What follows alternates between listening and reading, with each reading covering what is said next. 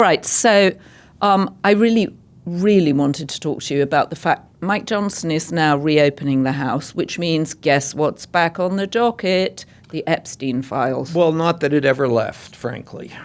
Okay, well, it was just hovering. Yes. It was simmering on the back burner, Yes. and now it's being moved to the front burner. So what will happen, theoretically, is that the House will vote to subpoena the Epstein file, or files. And Those actually- things that and Pam actually- Bondi had on her desk Well, in February. we don't know. I assume what she had on her desk was nothing, blank paper. pieces of paper, which is part of the problem, and that is now going to become the next part of this battle.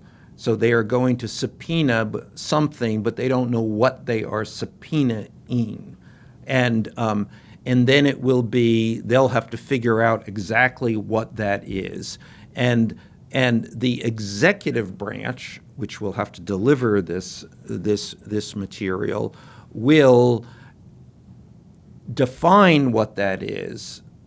I mean, within the hands of the executive branch is the ability now to define what that is, plus its own, I suspect, confusion about what it is and where it is, and then what they redact and don't redact. So the executive branch, even with a vote in Congress, is still basically in charge of this material. of this Epstein file. Okay, which is the stuff that the FBI has, right? Well, we don't know. I mean, it's theoretically, it is everything that exists within the United States government on Jeffrey Epstein. And just to remind people, this is the joint effort between Thomas Massie, the very independent-leaning Republican, and Congressman Ro Khanna from California. The two of them got together, they've got enough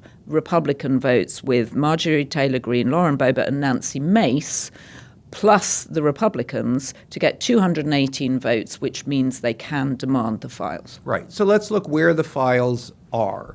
There are what the FBI holds. There is what the Justice Department holds. And while the FBI reports the Justice Department, those are not necessarily material in the same place. Plus, that's would be considered what Main Justice holds. Then there's the Southern District in New York, and then there is the Florida District, and that's just within that framework.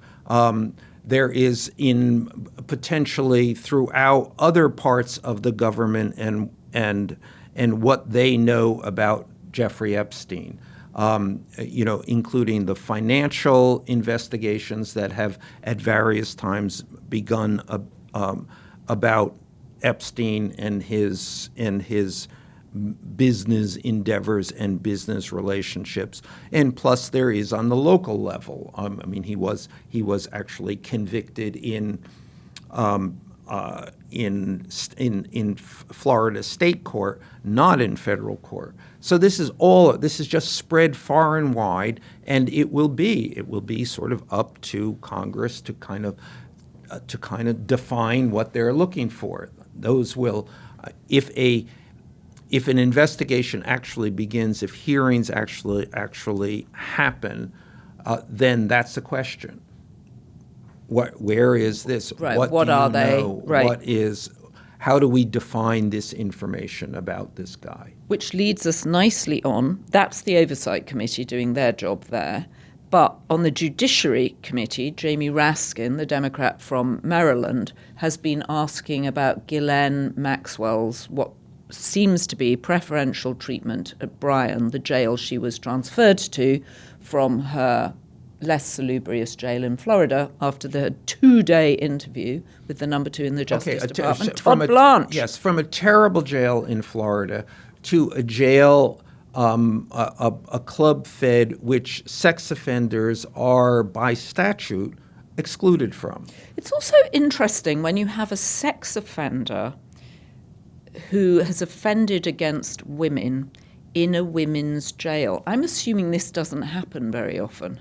I mean, because in a man's jail, don't they get put into solitary confinement for their own protection? I don't know, but there aren't that many women sex offenders. Right, and certainly not that are sentenced to 20 years for sex trafficking. And I wanted to read you the story that we had in The Beast. I wanted to read you some of the details because it was kind of amazing. So this is Jamie Raskin saying that a top prison official is complaining that he is sick of being Ghislaine Maxwell's bitch at her cushy new prison digs.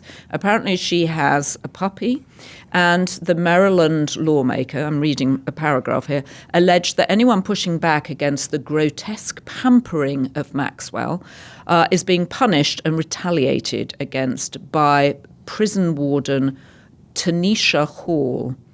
And Maxwell was transferred to the low security camp where she has her own private physical trainer, and she's getting her own meals delivered to her in her cell. I mean, I would quite like my own personal exercise classes and to have meals delivered to me. I don't want to go to jail, obviously, but I'm just mentioning it.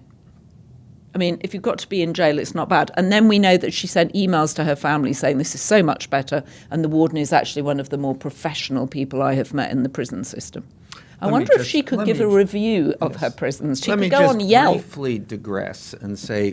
Don't digress too much, because I am fascinated by her. Well, let's go, because, I mean, her leverage here is much more powerful than $50,000 or whatever contribution she might be able to make.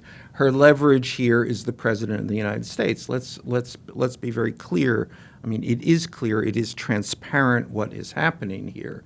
Let's go back. The Wall Street Journal published a Donald Trump's birthday greeting to Jeffrey Epstein on the occasion of his 50th birthday. A birthday greeting which did not, let us say, redound to Donald Trump's advantage. Well, it talks about their wonderful secret that they shared. Exactly. And we want to know what the wonderful secret was. Right. So within the White House, everyone immediately understood that this was a leak from the Maxwell family and describing it as a shot across the bow. Mm-hmm. Almost immediately, several days later, the number 2 in the Justice Department was sent down to Florida to interview Ghislaine Maxwell, a sex offender. Now, this is the number 2 in the Justice Department, who just happened to have formerly been Donald Trump's personal lawyer. But this would never happen. Not in the realm of logic would the number 2 in the Justice Department personally go and interview a convicted sex offender. Anyway, he goes and interviews the convicted sex offender, Ghislaine Maxwell. Shortly thereafter, there is a transcript of their interview released in which clearly Ghislaine Maxwell is utterly on script. Donald Trump is the greatest guy. Love the guy. Never saw anything inappropriate. Never. I mean, everything. And also, Todd Blanche was pretty fawning towards her. Seemed very, thanked her profusely for doing this interview, as if she had lots of other things to do and wasn't stuck in prison for the next 20 years. No, the amazing thing is how transparent this was. I mean, it's kind of confusing. The thing about cover-ups is that they're supposed to be hidden. I mean, what is it even called when the cover-up is out? It's released on a transcript. And then almost immediately afterward, she is transferred from her terrible prison to a vastly better prison. On the way, I think we can reasonably assume, to a pardon or commutation of her sentence. And again, the cover-up is completely out in the open. Well, Jamie Raskin is on the case, wanting to know what's going on there. And of course, that wasn't, he may be thinking of pardoning Ghislaine Maxwell, but he's actually just pardoned 77 people on his crew, the people who were denying that the 2020 election had been won by Joe Biden. No, and to pardon Ghislaine Maxwell would seem to be appalling, except that she just joins the long, long, long list of other appalling pardons. True. The difference here is, I think, that there is a very motivated, articulate, attractive group of Epstein victims who will not take this lying down. Well, I think that they will not take this lying down, and this will continue to haunt Donald Trump. But what it avoids is the person potentially with the smoking gun. So he will not have, he seems to have arranged it, so he will not have Ghislaine Maxwell saying on this day in Palm Beach in 1999, Trump was with this girl, or whatever else she might say. And obviously, there is great fear about what she might say because of everything that we're seeing that she is getting not to say it. So he avoids that. So in that respect, the out in the open cover-up will probably succeed. Yes, the Epstein matter will go on. Yes, people will continue to try to get to the bottom of it, including yours truly. But that pivotal witness, Ghislaine Maxwell, that pivotal person who is effectively a co-conspirator, will be quiet.